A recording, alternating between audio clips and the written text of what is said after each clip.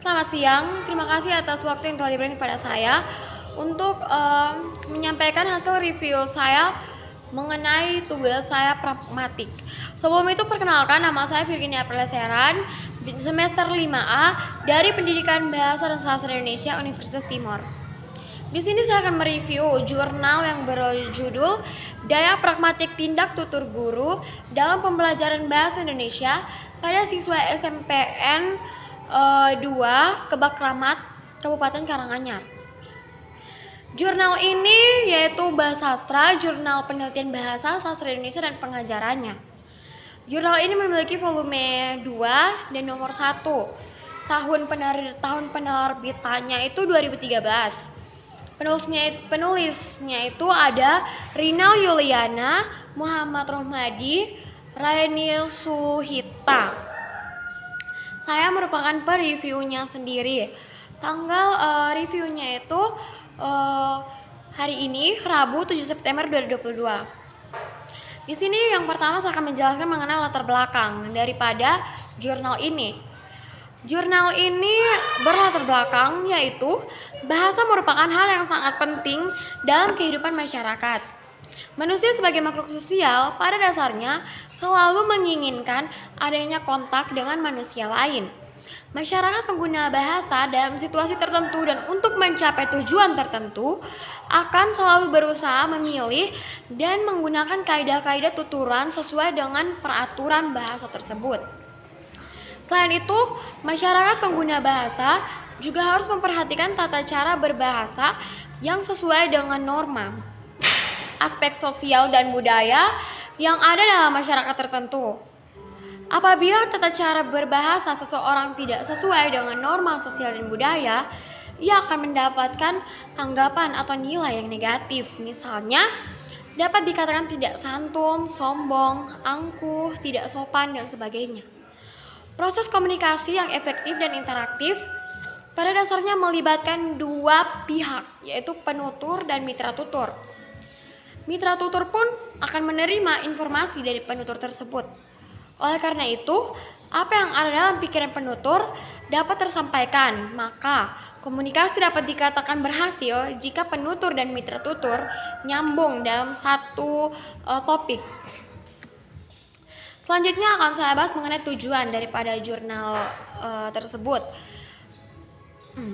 Jurnal penelitian ini bertujuan untuk mendeskripsikan jenis-jenis tindak tutur yang digunakan guru dalam pembelajaran bahasa Indonesia di kelas 8F SMP Negeri 2 Kebak Ramat, Kabupaten Karanganyar. Dan yang kedua yaitu daya pragmatik yang terkandung dalam tindak tutur guru bahasa Indonesia di kelas 8F SMP Negeri 2 Kebak Ramat, Kabupaten Karanganyar. Selanjutnya itu kita akan membahas mengenai metode. Metode yang digunakan dalam jurnal tersebut merupakan metode deskriptif kualitatif. Yang berikutnya sumber data. Sumber data yang dilakukan adalah dokumen, peristiwa, serta informan. Yang berikutnya teknik pengumpulan data. Teknik pengumpulan data dilakukan dengan analisis dokumen, observasi, dan wawancara. Selanjutnya teknik analisis data. Teknik analisis data menggunakan teknik analisis teraktif yang terdiri dari reduksi data, display data, dan penarikan kesimpulan. Selanjutnya kita akan masuk pada hasil penelitian. Hasil penelitian yang pertama, jenis tindak tutur pembelajaran yang digunakan guru bahasa Indonesia di kelas 8F SMPN 2 Kebak Ramat, Kabupaten Karanganyar, yaitu lokusi, ilokusi, dan perlokusi. Akan tetapi di sini lebih difokuskan pada ilokusi. Ya, benar. Lebih difokuskan pada ilokusi. Yaitu kan terdapat 5. Oh, mohon maaf ya, benar 5. Yang pertama itu representatif. Dalam penelitian ini, representatif yang terdiri dari tindak tutur untuk menyatakan dan menyebutkan suatu. Yang kedua direktif. Pada direktif terdiri dari tindak tutur untuk menyuruh mengarahkan, menyuruh. Yang ketiga komisif. Komisif itu tindak tutur ini terdiri dari kalimat yang bermaksud untuk berjanji, mengucapkan janji.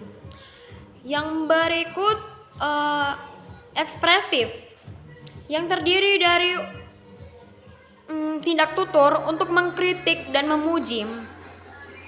Yang terakhir deklarasi, yaitu terdiri tindak tutur melarang dan memutuskan.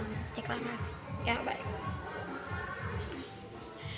Daya pragmatik direalisasikan melalui tindak tutur direktif yang terkandung dalam tindak tutur Guru Bahasa Indonesia kelas 8F SMPN 2 Kebakramat Kabupaten Karanganyar.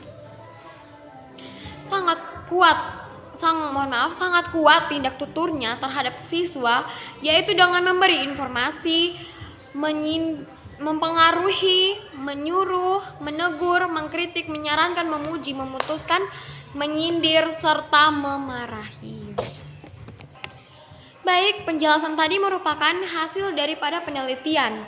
Dan sekarang kita akan masuk kepada kesimpulan. Baik, di sini saya mengambil secara ringkas ya mengenai kesimpulan, yaitu berdasarkan hasil penelitian, peneliti dapat menyimpulkan sebagai berikut. Pertama, selama ini pembelajaran dilakukan guru bahasa Indonesia sudah sangat baik. Akan tetapi, guru diharapkan untuk meningkatkan kreativitas dan inovasinya dalam pembelajaran. Guru hendaknya tidak hanya menggunakan bahasa baku saja, terkadang menggunakan bahasa yang kerja, tetapi tidak menyimpang dari materi, supaya kegiatan pembelajaran menjadi lebih menyenangkan, tidak membosankan, materi pun tersampaikan dengan baik, dan tujuan yang hendak dicapai itu dapat tercapai. Yang kedua, siswa supaya lebih antusias dalam mengikuti pembelajaran bahasa Indonesia dan ikut dalam kegiatan studi tur sekolah. Dengan demikian, selain mendapat pengetahuan mengenai tempat-tempat yang dikunjungi, siswa juga dapat menambah pengalamannya dengan pembelajaran di luar kelas. Yang ketiga, kepada peneliti lain, penelitian ini dapat digunakan sebagai referensi dalam penelitian yang berkaitan dengan tindak tutur. Berikutnya akhir kata secara lebih spesifik dan secara lebih terinci.